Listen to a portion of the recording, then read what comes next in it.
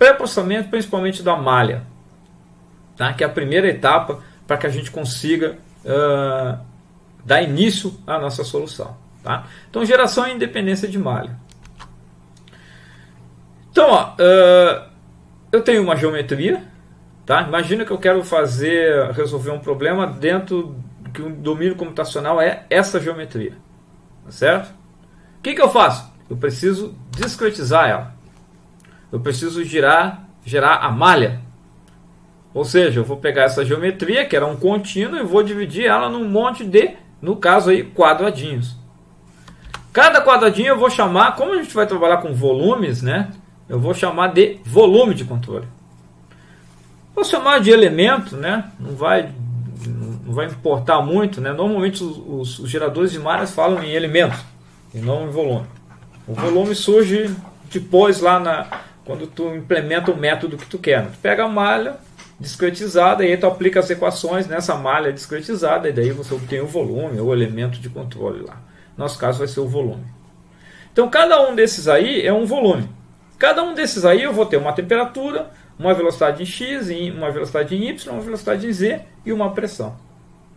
Então eu vou calcular todas as minhas variáveis para cada um desses volumezinhos. Quanto mais volumezinhos, melhor.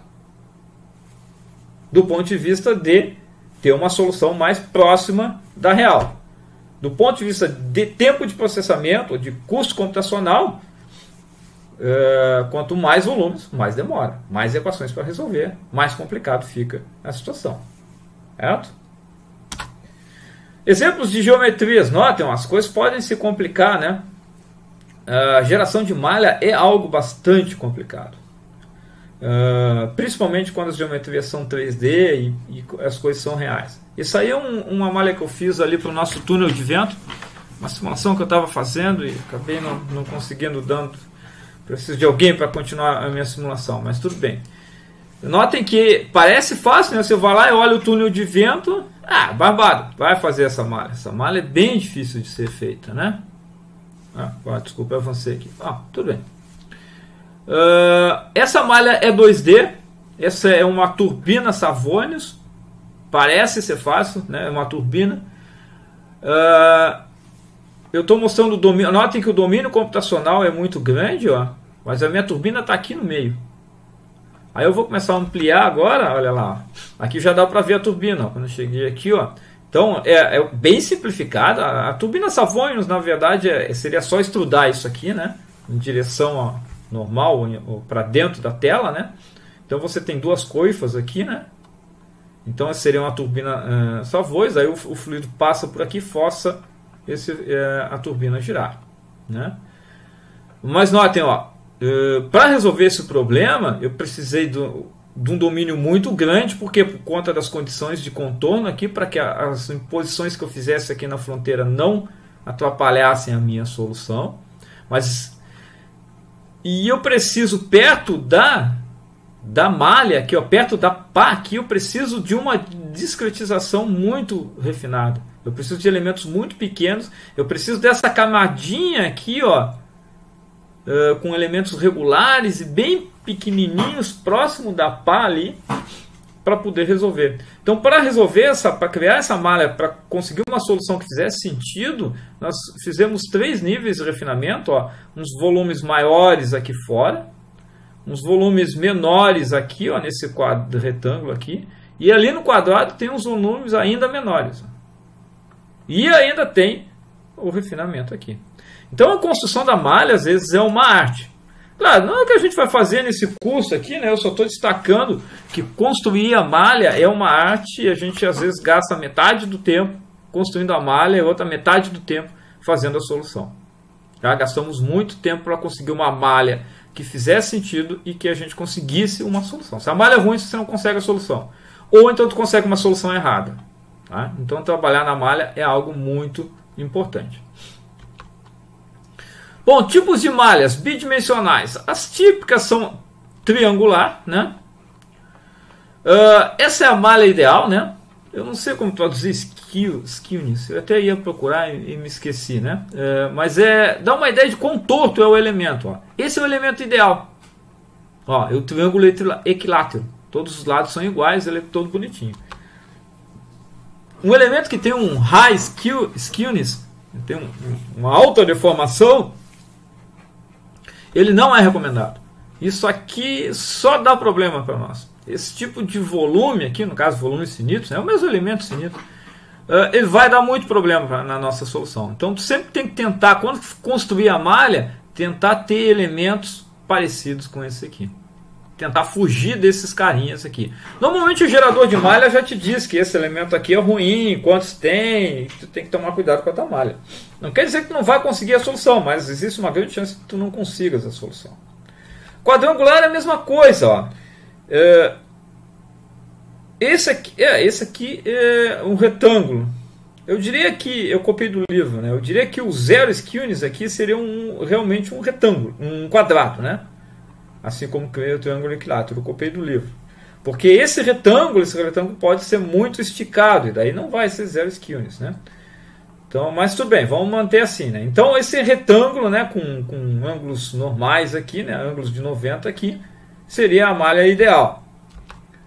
E quando você distorce isso, você tem os elementos de high skewness que tu tens que evitar a todo custo para não ter problemas na solução. Posso ter outros tipos? Posso ter elementos com 5 lados, com 6 lados, posso ter qualquer coisa. O normal é 4 lados, talvez 5 lados.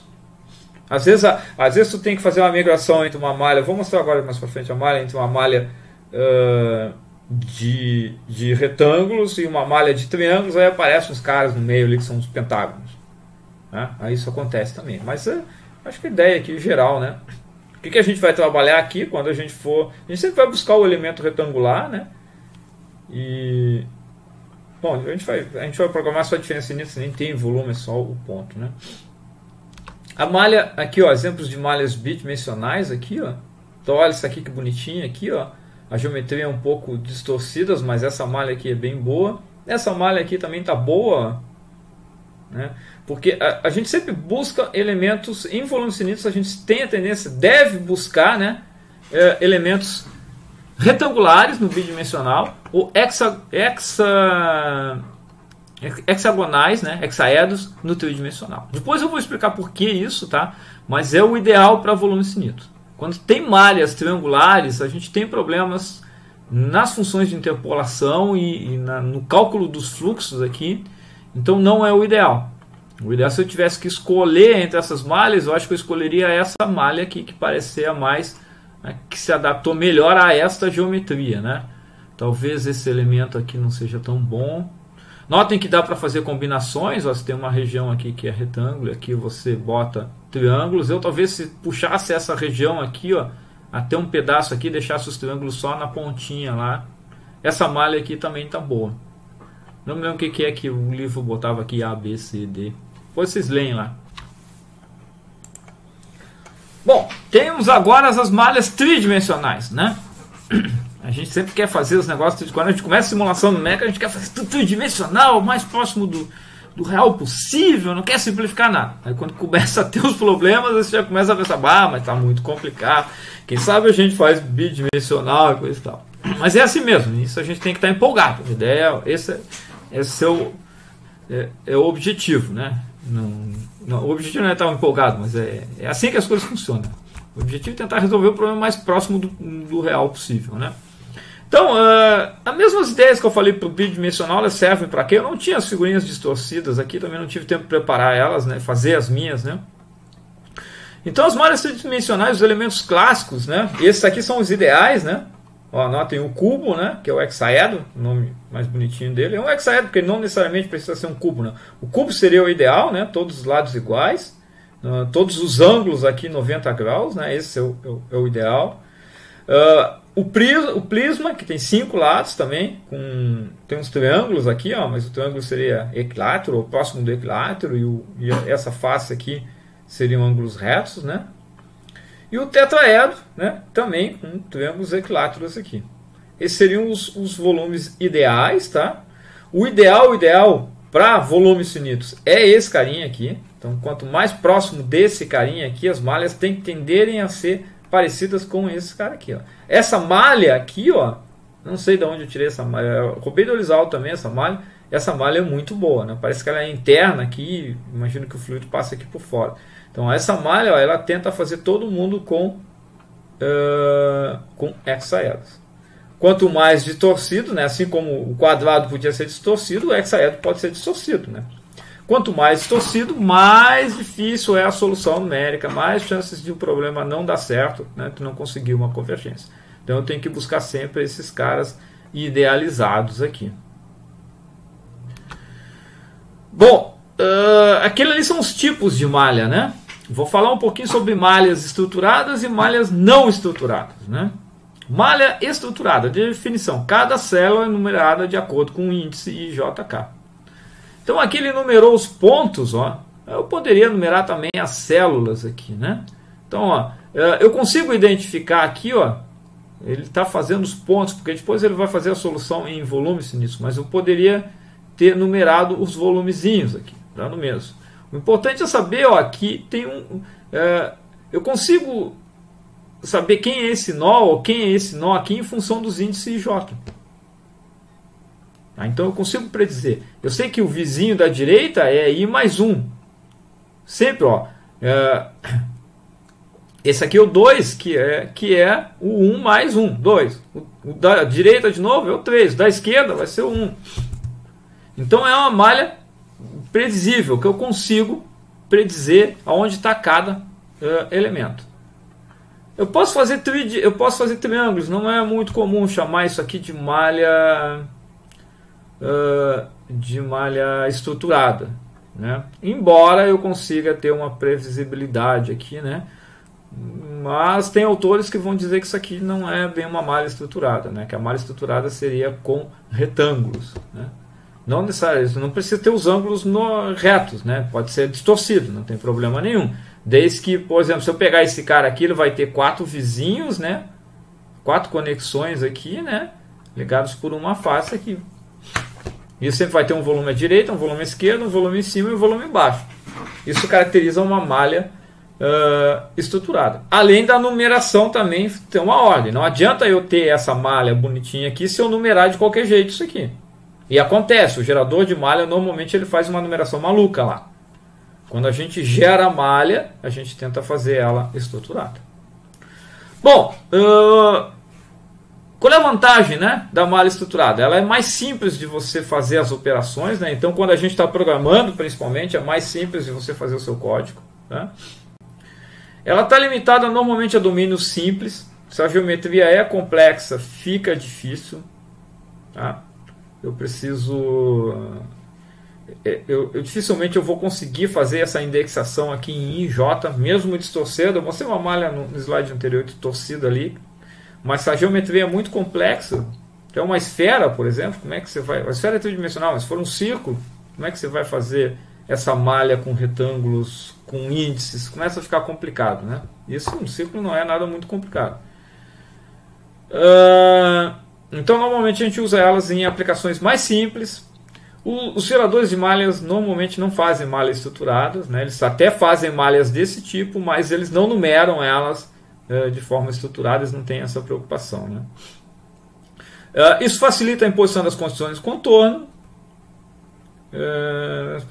Aqui por razões de aspectos muito grandes pode ocorrer dificuldade de convergência de solução. Se eu fizer, ó, esse cara aqui, notem que ele é muito mais alto, né? Em Y ele é muito mais comprido do que em X. Eu tenho que evitar isso também, tá? Não adianta só ser um retângulo, né? O ideal seria um quadrado. É a malha ideal.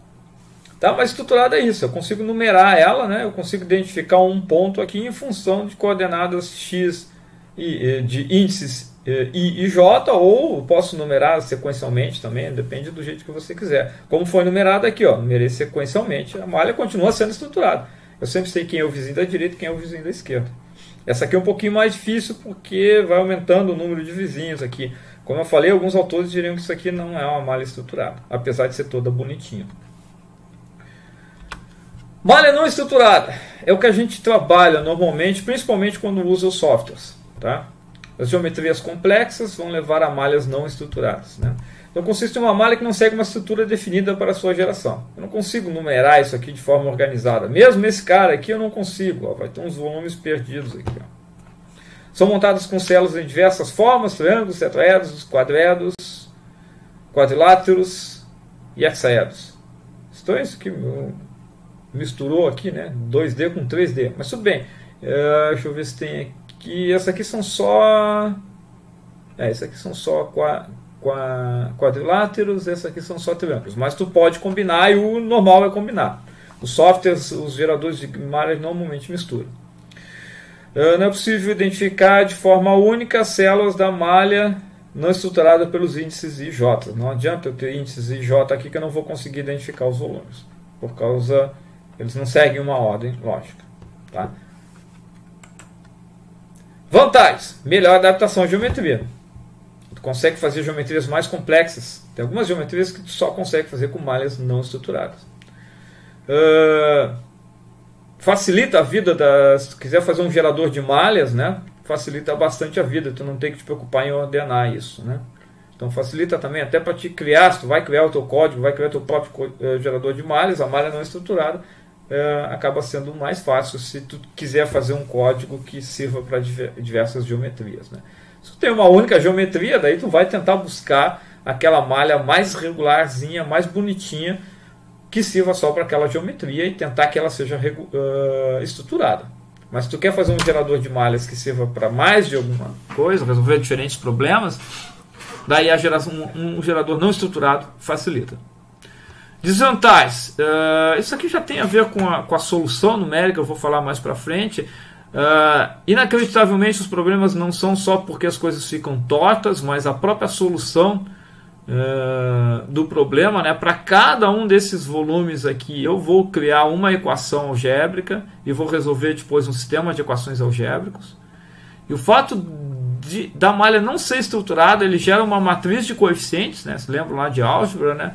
Que ela é toda bagunçada, tem um monte de zero e tu não consegue ver diagonais principais. Isso dificulta bastante a solução do sistema linear.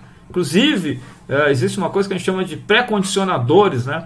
Às vezes, antes de resolver o problema, tu passa um pré-condicionador para arrumar esse sistema de equações para facilitar a solução das matrizes. Então, a maior dificuldade na solução linear, sabe, de conectividade, são coisas mais pontuais, tá? Aqui são os exemplos, né? Exemplos de malhas, ó, multibloco, né? Então, ó, isso aqui eu faço muito, ó. Quero construir essa geometria, olha aqui. Essa malha aqui é estruturada? Não é, tu não consegue com IJ aqui, ó, numerar esses caras aqui. E não vale não ter parte deles, né? Então, essa malha não é estruturada. Ela é estruturada aqui, estruturada aqui, estruturada aqui, estruturada aqui. Mas no todo ela não é estruturada. Tá? Então eu fiz vários bloquinhos. Isso aqui é um truque muito usado. Eu uso muito isso aqui. Por quê? Porque notem, olha, ele conseguiu fazer aqui todos quadradinhos. Ó. Olha que malha boa. Né? Essa é a malha que você quer. Com quadradinhos. Isso facilita muito a solução em volumes finitos. Aí embaixo é igual, não tinha visto aqui. Não sei qual é a diferença de um para o outro. Ele mudou mais aqui, ó, tem mais blocos, né? Fez mais blocos. Tá? Às vezes a gente faz mais blocos porque pode ser que aqui aconteça alguma coisa que eu precise refinar mais a malha aqui. Então eu poderia refinar mais a malha aqui. Né?